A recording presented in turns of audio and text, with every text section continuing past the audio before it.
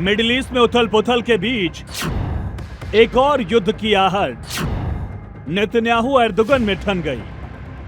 Middle east में जो युद्ध की चिंगारी भड़की वो ईरान और इजराइल तक ही सीमित नहीं है। ये चिंगारी कई मुल्कों को अपने आगोश में ले चुकी है। मिडिल ईस्ट में तनाव कम होने का नाम नहीं ले रहा। कई देश एक दूसरे के जानी दुश्मन बने हुए हैं। दुनिया थर्ड वर्ल्ड वॉर की दहलीज पर खड़ी है।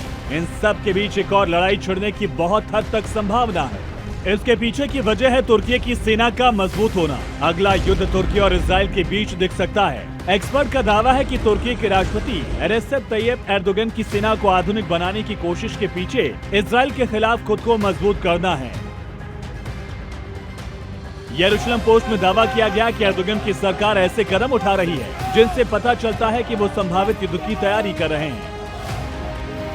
आधिकारिक तौर पर तुर्की ने इजराइल को दुश्मन देश घोषित नहीं किया, लेकिन तुर्की को इजराइल से आंतरिक खतरा है। तुर्की मिसाइल, ड्रोन और सेना को लगातार मजबूत कर रहा है। तुर्की के अधिकारियों की इजराइल विरोधी बयानबाजी भी सामने आ चुकी है।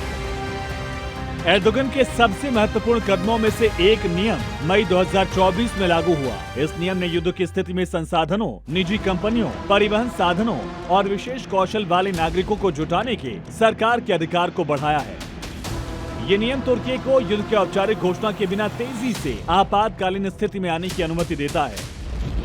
तुर्की अगर इजराइल से टकराव की ओर जाता है तो सैन्य संघर्ष की सबसे संभावित जगह सीरिया होगी।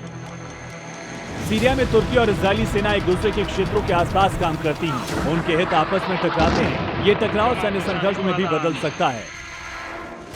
बहुसंख्यक मुस्लिम आबादी वाला तुर्की ऑटोमन एम्पायर का केंद्र रहा है और अरब देशों के साथ इसके करीबी राजनीतिक और व्यापारिक रिश्तों के कारण इसे मिडिल ईस्ट का एक प्रमुख खिलाड़ी माना जाता है। इतना ही नहीं, तुर्की नेटो का भी सदस्य है। दरअसल इन दोनों देशों के बीच दुश्मनी का सबसे अहम कारण है फिलिस्तीन और गजा का मुद्दा।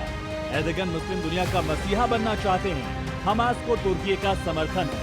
दूसरी तरफ हमास इजराइल का दुश्मन है। एर्दोगन दोबारा ऑटोमन साम्राज्य का सपना देखते हैं। तुर्की और इजराइल की दुश्मनी वैचारिक और रणनीतिक है। जब तक तुर्की में एर्दोगन की सरकार है और फिलिस्तीन का मुद्दा नहीं सुलझता, तब तक इन दोनों देशों के बीच दोस्ती की गुंजाइश न के बराबर है।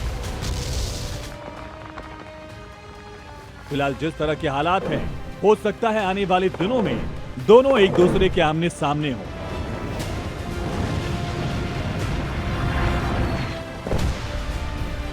ब्यूरो रिपोर्ट, जी मीडिया।